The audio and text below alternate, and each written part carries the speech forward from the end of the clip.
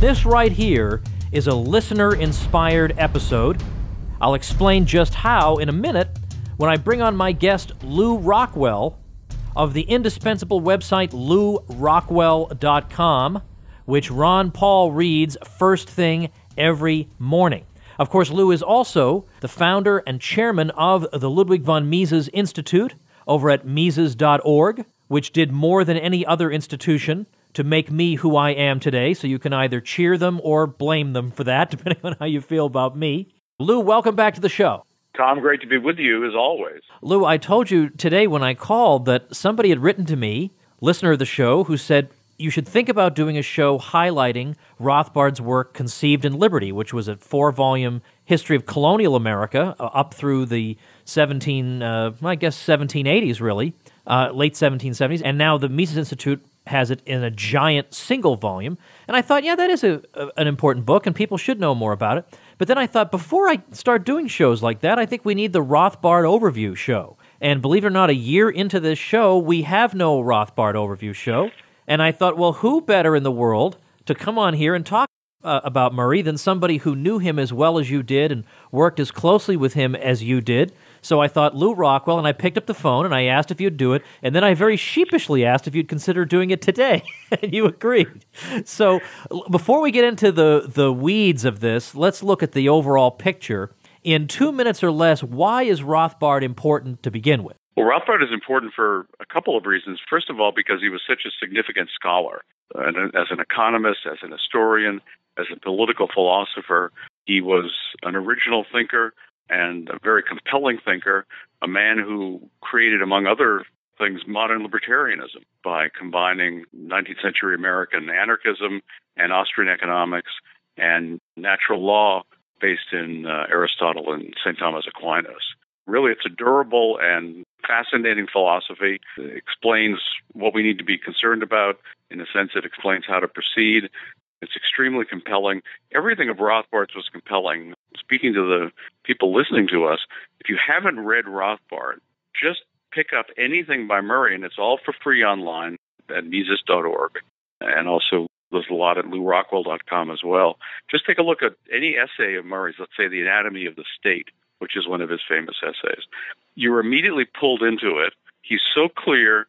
He's so logical. He's so persuasive. You'll never be the same again. I mean, this is true of many, many of Rothbard's works. They really are life-changing. So he had this based on the immense knowledge that he had.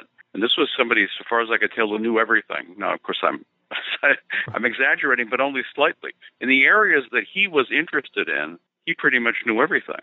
Such deep, well-analyzed, and rigorous knowledge. He read everything. He remembered everything. If you were in his apartment, which was full of books, almost humorously full of books, and you were asking Murray a question, he'd say, well, you know, that's covered in that particular book on that shelf. There it is, the third one from the left, chapter 3, and pages 29 through 36. I mean, he knew he had that kind of knowledge. Yet he was a humble guy, not at all arrogant. One of the most charming people you could ever meet. Extremely funny. He was like a stand-up comedian in addition to all his scholarly abilities and his teaching abilities. Very charming, very welcoming. Never put down students. I think of him as contrast to Milton Friedman, who was a brilliant guy too, but was famous for humiliating a student who asked a question Friedman either thought was stupid or he didn't like the question. Rothbard was never like that. He was just a great human being, as well as just, I think, no question, one of the extraordinary men of the 20th century, maybe in the future become to be seen as an extraordinary figure over a much broader time span. Now, before we get into the overview of his life, I want to say something before I forget about Rothbard that I don't think I've ever said, which is that when you look at what he was engaged in doing in his scholarly work, as opposed to the popular articles he would write for various periodicals, but when you look at his scholarly work, he could write scholarly work that was respected by the academic community. For example, his book, The Panic of 1819, got very, very good reviews in the professional journals, published by Columbia University Press. Great. But a lot of the rest of his scholarly work, like Man, Economy, and State, or his The Ethics of Liberty, a lot of this stuff. He knew for a fact there would be no academic audience for it. If there were, it would be only an audience that would condemn him. There's no popular audience for this scholarly work either. So who's he writing this for then? And the answer is he can only be writing for posterity, and I suppose to a lesser degree just for himself, for the sake of the ideas. I mean, he did this knowing full well he's not going to be appointed chairman of the economics department at Harvard. He's already been purged from National Review, so libertarian economic ideas are not going to be, or at least his name expressing those ideas is not going to be welcome in that magazine. And yet he kept on churning out an enormous amount of output without getting the commensurate reward. And he kept on doing it and kept on doing it. Today, you and I have instant gratification. We write an essay, it goes up on the internet the next day. People write you emails telling you how great you are. He didn't have that kind of feedback. He didn't have that kind of audience. He didn't have that kind of technology. And look what he produced. Well, he really was such an extraordinary guy. And, of course, he enjoyed money. He loved buying books, for example. But money was not the chief motivator in his life. Of course, this is one of the ways in which Austrian economics differs from mainstream economics. We don't think of man as homo economicus. There are other things that motivate people besides money, although, again, money's a great thing. It's necessary. So Murray taught for a very long time at a very minor school in New York, Brooklyn Polytechnic, only getting a job there because he was such an expert exponent of the case against the Vietnam War. Of course, like everything else Murray got interested in, he knew everything about it. He knew everything about the history of Vietnam, the previous interventions, all the people who were important on the North Vietnamese side, the Viet Cong, the South Vietnamese, the American government, the French government, and so forth. And they were so impressed by him that he felt they sort of either overlooked or didn't really care about his other views. Later, when they realized what his other views were, they never would have hired him because it was pretty much a left-wing outfit. He made, at the height of his income there at Brooklyn Polytechnic, $26,000 a year. He never had much money, exactly like Mises famously when he asked the woman who was going to be his wife, Margaret, to marry him. He said, I just want to warn you, I'm going to write much about money. I'm not going to have much of it. There you go. That's exactly right. Murray could have said exactly the same thing to his wife of so many years, Joey Rothbard. But, he was really the pure scholar, the pure teacher. And yes, I think it was for himself, but it absolutely was for the future. And he was so happy to get anybody interested, just the least little spark of intelligence and interest in something. He would just do his best to fan the flames.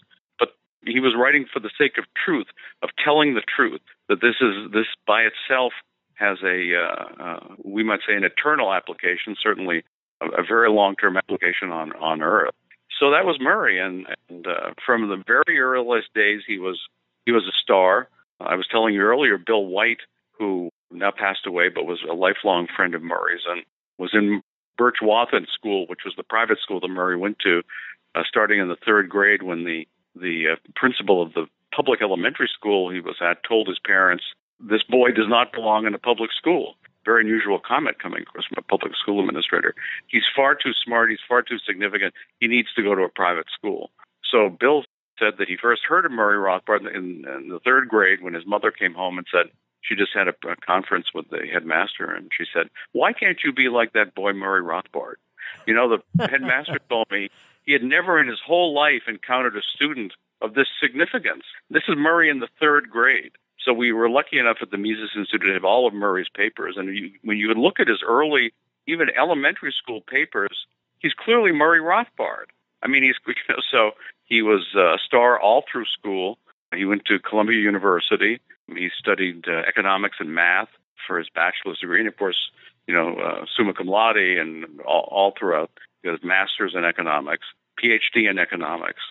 He was held back for many years from actually being granted the PhD because the evil Arthur Burns, who later became chairman of the economic advisors under Eisenhower and then head of the Fed under Nixon, blocked him from getting the PhD, blocked it from being considered, even though he was not even on Murray's committee, but he was of such prominence in the economics department that he could stop the process. And so it was very, very, very, very tough for Murray. Thank goodness Burns, maybe not for the world, but for Murray's sake anyway, got wafted away to Washington by Eisenhower. Well, Then Murray got the PhD. Yeah, let me jump in on that PhD point, because as if to underscore how petty that was by Burns is the fact that Murray's dissertation, which he later published as a book with Columbia University Press, for heaven's sake, was renowned in the scholarly journals. So it was viewed as a significant contribution to U.S. economic history. So Burns still is a is standard simply being work. petty. Yeah, no one writes about the penning of 1819 anymore because Rothbard is, in the mainstream, considered to have written the definitive work. So Burns, we're not just making this up. This isn't just sour grapes. That is verifiably pettiness on his part. I always remember Murray saying that Arthur Burns sounded like W.C. Fields without the humor. His voice, he had the same voice as W.C. Fields. So Murray was late in getting his PhD, couldn't get a job because of despite his brilliance and his abilities in so many different areas, because of his views. There was an organization then called the Volcker Fund, now no longer in existence, a great libertarian foundation, and they hired Murray to read books, to read the significant books in the social sciences that either they thought were significant or that he thought were significant, and write reports on them. And we've published some of these reports. Many of them are still unpublished. They will be published someday. So he had an extraordinary time intellectually doing this, just being paid to read all the important books that he was interested in. It was a while before he was able to get a job again at Brooklyn Polytechnic, but nothing stopped him. I mean, he was so optimistic. He was always full of hope, always looking for the best side of things. Again, so funny, so passionate, so learned. By the way, anything he was interested in, he knew everything about. For example, he was very interested in the Olympics. Every 4 years when the Olympics would come up, he knew all the athletes, all the records, the history, the teams, and so he just, he loved politics. He never voted, of course. He was too smart for that. But he loved politics. So you could talk to Murray, especially the night of the election or the night before the election, and you'd say, Murray, what's happening in the second district of Buffalo, of New York in Buffalo? He would know the candidates, the issues. He'd have a prediction about what was going to happen and all the significant interest groups. And he was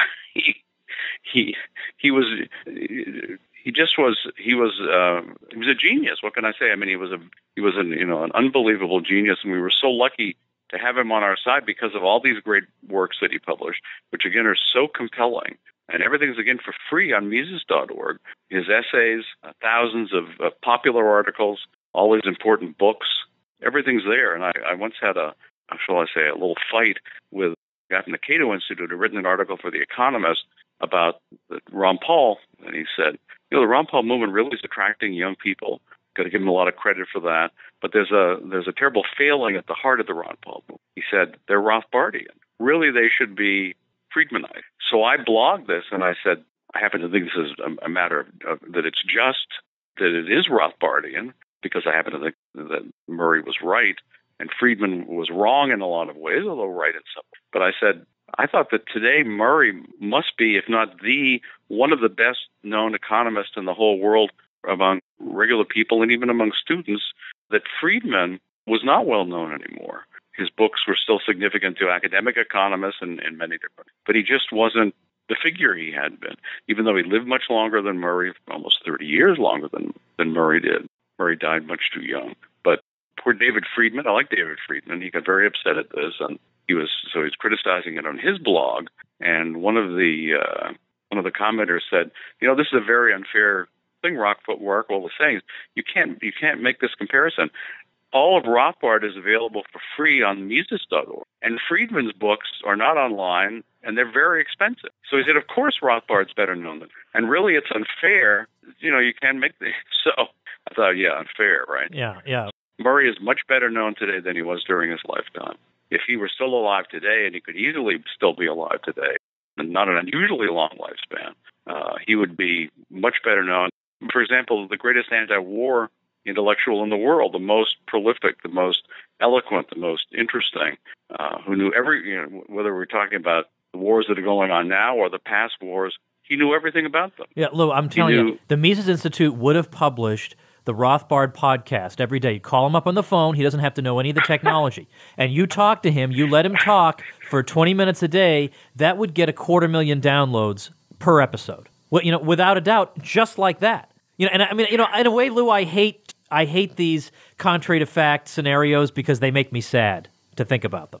Well, it is very sad, and all we can do is be grateful that we had Murray as long as we did. And I remember one great incident during Mises University, when the first Mises University you went to, and you were interested in talking to Murray, and you met Murray, and I noticed you two talking away in very animated fashion. This is when you were still a student.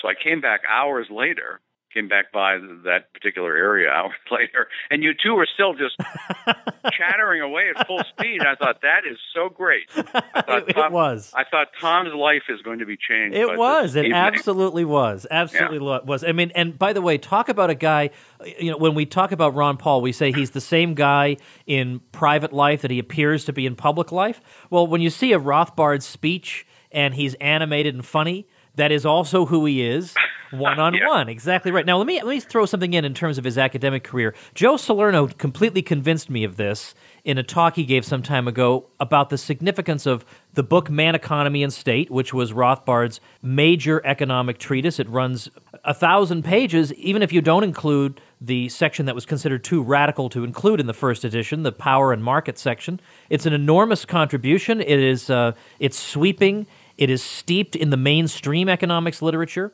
and it is, according to Joe, the key missing link between Mises and the South Royalton Conference. There was a famous conference in 1974 among the small remnant of Austrian economists who could still be found.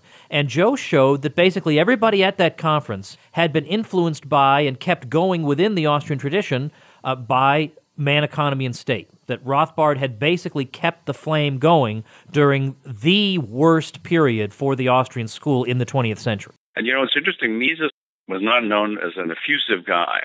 And when even when he was praising some work that he thought highly of, he was not effusive. But his review of Man, Economy, and State, which you can find on Mises.org, is very, very favorable. I mean, just extraordinarily favorable. Of course, I think appropriately favorable.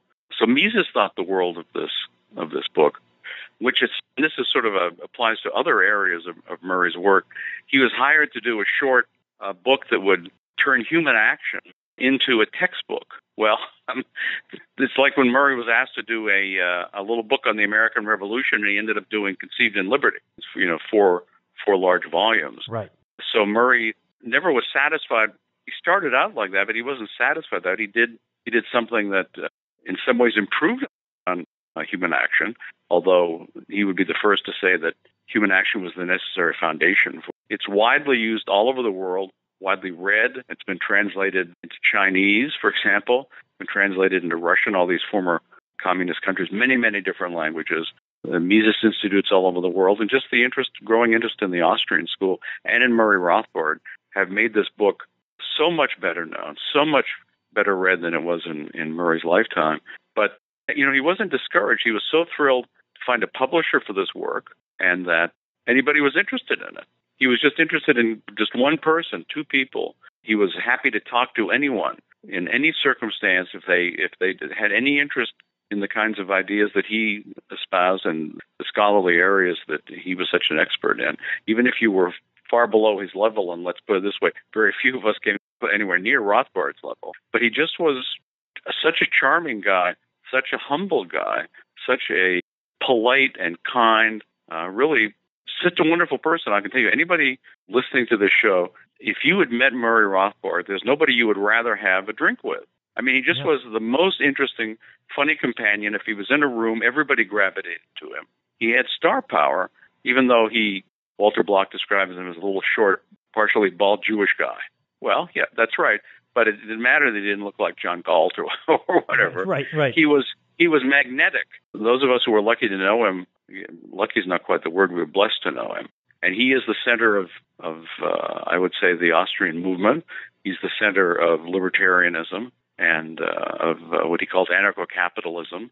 He's just having such extraordinary power all over the world. I just, of course, wish every day, I miss him every day, still after all these years. And I wish so much he were here just to enjoy it, as well as, you say, to have talk on the radio or just he would have loved the internet. He was not exactly Mr. High Tech. He once, Ronald, he could never get the I don't know if people are going to remember the ancient days of VCRs, but he could never get the little clock to stop flashing on his VCR. Oh. And Ronald Hammaway, great historian, friend of Murray's, was over at the house once and fixed that. And forever after, Murray thought Ronald was being like Mr. High Tech. I mean, that he was a brilliant tech guy. Ronald was not a brilliant, but he tells, by the way, a wonderful story about Murray's generosity. Even though he did not, Joey didn't work, and he made a very small income, and yet they would open their home. It was really the libertarian salon of its day. And Ronald said, it never struck me at the time how generous they were, for example, with drinks. And he said, I only realized some years later they couldn't really afford it. But they were so generous. Their hospitality is famous. And anybody who has ever had the opportunity to have dinner with Murray and Joey or have a drink, be just in the room, so warm, just such sweet people. Joey, by the way, herself brilliant. I mean, Margaret von Mises always used to say she should have gotten her PhD. Well, she definitely was capable of getting a PhD. Mm-hmm. She had a master's from Columbia, but she was an expert on Wagnerian opera and many. I mean, when I say an expert, I mean a genuine expert. Of course, she learned German. They were just an extraordinary couple, as well as Murray just being such a great person. And he wrote all the time. He wrote all night. It was nothing but our nights. I mean, he would sleep at maybe 2 in the morning, or maybe he'd work till 6 in the morning. He worked all night. He wrote every night. Sometimes this is back in the days of the fax machine, I'd get to the office. There'd be a 20-page article that Murray had written overnight. These were typically popular articles about the evil of George H.W. Bush and the Iraq War. Or right. But with a ton of history and stuff in it. By the way, is it true, is this story true that in the middle of the night one time he woke up Joey and said, that bastard Eli Whitney didn't invent the cotton gin after all? Or did somebody make that up? Yes, well, Joey was asleep, and he didn't, it was his, he said, plain that yes. So, yeah, he was reading, and he was passionate, funny, had a very contagious and distinctive laugh. Joey talked about when they were dating once, and they were supposed to go to the movies, and she was late getting there, and theater's dark, big New York theater. And all of a sudden, she hears Murray laughing. And there was nobody who had a laugh like Murray's. So she could go, just like a beeline right to find him in the theater. In the dark. Yeah, exactly right. Exactly because of his laugh. All right, I do want to get to, before we let you go, I do want to get to where should people begin with his work. But before that, I want to ask you something that I don't know about, and that is, I think it was 1986 that he left Brooklyn Polytechnic to go teach at UNLV. And his title was S.J. Hall, Distinguished Professor of Economics at UNLV. So I presume that was an endowed chair. So can you tell us who was S.J. Hall and how did this all work out? Was this somebody who liked Murray and then put up the money for him to be employed there? Was this an existing endowment already and Murray just applied for it? How did he come into that? Well, S.J. Hall was a timber magnate in Nevada. He had passed away by the time Murray was out there. His widow had endowed a visiting chair. Originally, it was for bring a new professor each year. There had been several others. When Murray came, it shows what the department and the dean and so forth was like in those days. I mean, they couldn't believe they had this guy at their school. And they turned, with Mrs. Hall's permission, the visiting professorship into a permanent endowed professorship. And really, it was the greatest academic experience of Murray's life. He still didn't have PhD students. He never had PhD students, a great tragedy. But it was so much better than Brooklyn Poly, which he once described to me as an engineering school where the elevators never worked. Talked about poor Mises teaching a bunch of uncomprehending packaging majors. Well, Murray, I'm sorry to say, pretty much had a bunch of uncomprehending engineering students in his classes. And by the way, that never stopped him. I mean, he didn't slough off. He was always interesting, fascinating as a teacher. Hans Hermann Hoppe, for example, when he first came to this country, attended Murray's classes. It was like, he was talking to a graduate seminar at Harvard or whatever. I mean, he always put his all into his teaching, and same at UNLV. So all of a sudden he had a decent salary for the first time. He and Joey got a home in Las Vegas. Murray loved Las Vegas because he said it was a night city. Everything was open all night. Yeah. You could drop off your dry cleaning at 3 in the morning. Thought it was, that it was just a civilized city in that way. But it was really the man who was the chairman of the department, other members of the faculty, I think not being influenced by maybe the normal academic attitudes to somebody like Murray, but they just realized they had a gem and they wanted to keep him. And Thank goodness that worked out. Later on, the sort of typical things that happened at universities happened there. They ended up with a Marxist dean. They ended up with a Marxist chairman of the department, and they did everything they could. By this time, Murray had been successful in bringing Hunter and Hoppe out there. So these guys did everything possible they could to circumscribe them and to hurt them and so forth. But Murray just kept going, and he was always famous for being a great colleague. That was true at Brooklyn Poly, and certainly true at UNLV. Even people who didn't like him politically or from an academic theoretical standpoint loved him as a person. And he was wonderful in faculty meetings. He was, he was in the university reading clubs and the cooking clubs and all that sort of thing. And he loved people. People loved him. He was just a great guy. But that was a wonderful moment in Murray's life when the S.J. Hall professorship became available to him, and then was transformed into a permanent tenure job where he taught for the rest of his life. All right, I have never heard that story told before, so I'm very, very glad I asked. Maybe, I don't know, maybe this is the first time people hear about it on the internet. I don't know, but I was interested in that. Where would you recommend people get started? There's so much to jump into. Where should they start with Rothbard, would you say? I mean, there are a handful of titles you would say are just the obvious starting points? Well, you're going to link to an article mine about reading Rothbard, right? Yep. Which gives some advice about this.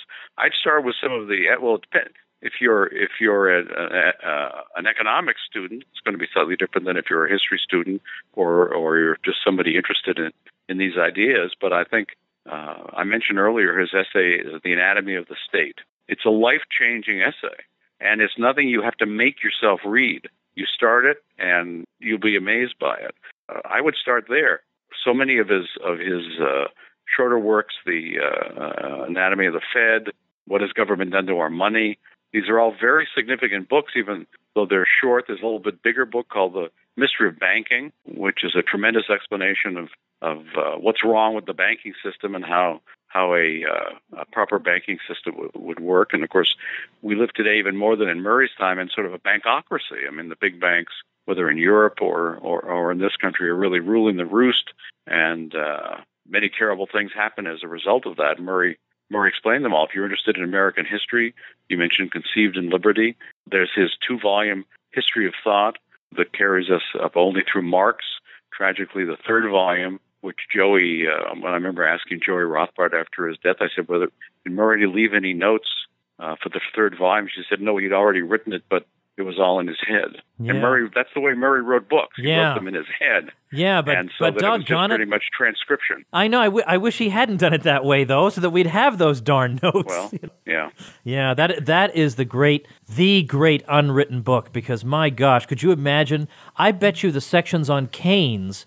See, the History of Thought itself is another example of what you were talking about before, of what had started off as a small-scale project, a free market version of The Worldly Philosophers by Heilbronner. Right. So maybe a 300-page book, and it turned into, in his lifetime, 2 giant volumes, would have been a 3rd volume. Well, I think there would have been a volume within a volume. I think the Keynes stuff could easily have been extracted into a separate book. He wouldn't have been able to stop himself once he got to Keynes. There would have been such good stuff. But thankfully, he left such a legacy in terms of all these students who have learned from him, faculty who have learned from him, that now we have to carry on and fill in the gaps that he left. He didn't leave a lot of gaps, but he did leave some to be a sport so that we'd all have something to do. So, Lew, as you say, I am going to link to the Read Rothbard thing, which pretty much goes through his books. But then, as you say, there are great essays and articles. The book, Egalitarianism as a Revolt Against Nature and Other Essays, is a great collection. I think The Anatomy of the State may have appeared there, but every one of those essays is great Rothbard. It's scholarly to a degree, but punchy as well. So I think that's my favorite style. You talk about timely for our days. Oh, yeah, absolutely. Absolutely. Yeah. Well, this has been great. I mean, of course, we could just go on forever, but I hope this has given people a taste of why there was this attraction to this man, why it continues to exist, why it even continues to grow, and nobody has done more to preserve it and carry it on than the Mises Institute and LewRockwell.com, Mises.org and LewRockwell.com. So I appreciate that and your time today, Lew. Thanks a lot. Tom, thanks so much for having me. Well, thanks so much for listening to the Lew Rockwell Show today. Take a look at all the podcasts. There have been hundreds of them. There's a link on the LRC front page. Thank you.